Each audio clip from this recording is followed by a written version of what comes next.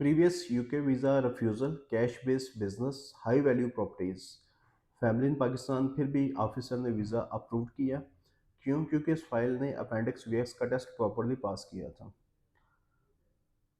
तो आज मैं आपसे एक UK standard visitor visa approval case detail में एक्सप्लेन करूंगा। इनका नाम और आइडेंटिटी फुली कॉन्फिडेंशियल रखते हैं हम।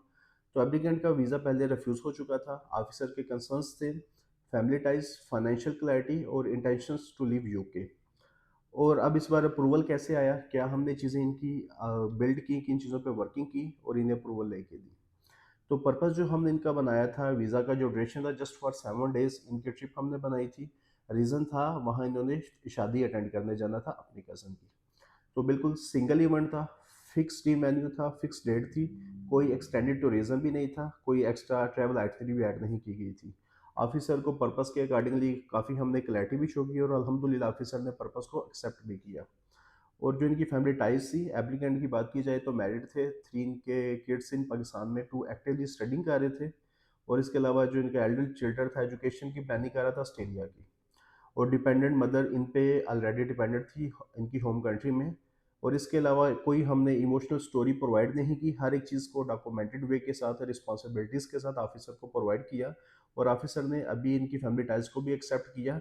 इवन कि उसे कोलैप्स नहीं किया कि डेफिनेटली जो क्लाइंट है, एप्लीकेंट है बेसिकली, वो ट्रैवल करके अपना पर्पस कंप्लीट करके अपनी होम कंट्री में वापस आएगा। और अगर इनके बिजनेस की बात की जाए, इनका बिजनेस रिटेल का बिजनेस था लाहौर में। कैश बेस्ड बिजनेस था, लोकल मार्केट में जो बिजनेस होते हैं। तो काफ़ी इनकी फाइनेंशियल्स कॉम्प्लिकेटेड थी, चैम्बर के मेंबर थे सिंस 2002 से। और जिनका इंपॉर्टेंट पॉइंट है, इनका बिजनेस रिमोट ऑपरेट तो नहीं होता था, फिजिकली सारा बिजनेस मैनेज किया जाता था।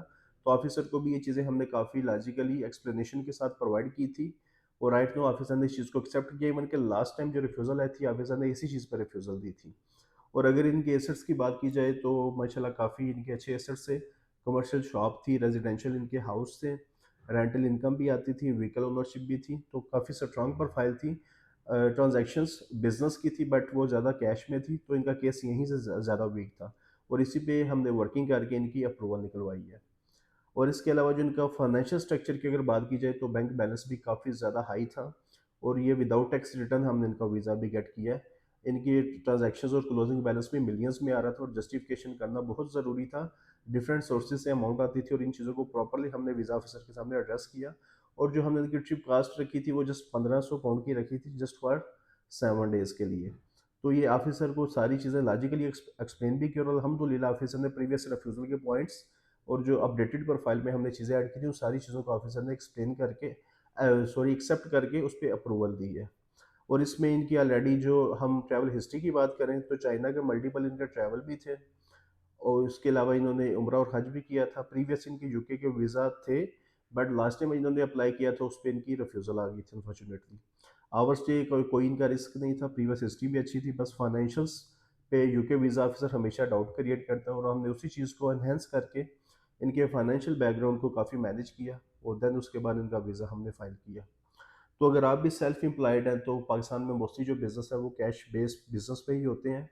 प्रॉपर्टी ओनर भी होते हैं, सॉलिड काफ़ी अच्छी एसेट्स होते हैं बट फिर भी मल्टीपल टाइम ये रिफ्यूज़ल ले लेते हैं क्योंकि वो फैक्टर्स पे वर्किंग नहीं करते। पर्पस तो ठीक है, फाइनेंशियल्स भी अच्छे हैं, बट उन्हें जस्टिफाई जब तक नहीं किया जाता, ऑफिसर को लॉजिक प्रोवाइड नहीं किया जाता कि आप अपना जो टेम्परेरी इंटेंट है वो कंप्लीट करके अपनी होम कंट्री में रिटर्न करेंगे। तो ये सारी चीज़ें फाइनेंशियल्स की बेस पे जस्टिफाई की जाती हैं। आपकी पर्सनल या बिजनेस की बैंक स्टेटमेंट, आपकी होम कंट्री में आपके जो एसेट्स, इकोनॉमिकल सिचुएशन, आपकी बिजनेस, आपकी जॉब की कंटिन्यूटी, वो आपको क्या फोर्स करती है कि आप अपनी होम कंट्री में वापस आएँ। तो यही चीज़ें डॉक्यूमेंटेशन के थ्रू वीज़ा ऑफिसर को प्रूफ की जाती हैं।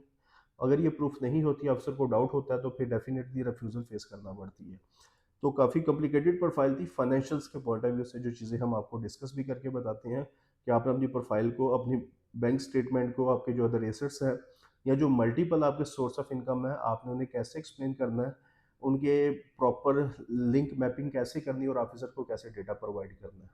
तो उसके बाद ऑफिसर पे फिर होता है कि वो आपको आपके सरकमस्टेंसेस को एक्सेप्ट करता है या फेल करता है, रिफ्यूज़ल देता है या अप्रूवल देता है।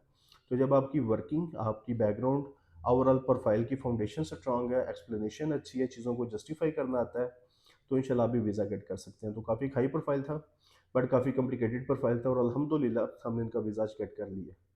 तो ये प्रोफाइल के ओवरऑल सर्कमस्टेंसेस है। अगर आपका भी इस तरह का केस है तो बिल्कुल आप व्हाट्सएप पे रब्ता कर सकते हैं। ये कमेंट सेक्शन में प्रोफाइल रिव्यू लिख सकते हैं। आपकी प्रोफाइल रिव्यू करेंगे, आपकी फाइनेंशियल्स रिव्यू करेंगे, देन उसके अकॉर्डिंगली आपको नेक्स्ट जो भी हमने रोड मैप देना है, जो भी टाइमलाइन देनी है, आप चाहें तो खुद केस फाइल कर सकते हैं, हमसे स्ट्रेटजीज ले सकते हैं, प्रोफाइल की असेसमेंट ले सकते हैं। ये कंप्लीट आपने फाइल हमसे करवानी है तो वो भी हम सर्विसेज अभी प्रोवाइड करते हैं। तो सिंपली अगर आपको इस केस के सरकमस्टेंस के साथ आपका भी प्रोफाइल मैच करता है या आपको भी इस तरह के इश्यूज़ हैं तो आप हमसे व्हाट्सएप पे रब्ता करें या हमारा ऑफिस भी विजिट कर सकते हैं। तो इंशाल्लाह फिर आपसे प्रॉपर डिस्कस की जाएगी और आपके केस के अकॉर्डिंगली आपकी हेल्प भी की जाएगी। Thank you so much. अल्लाह हाफिज़।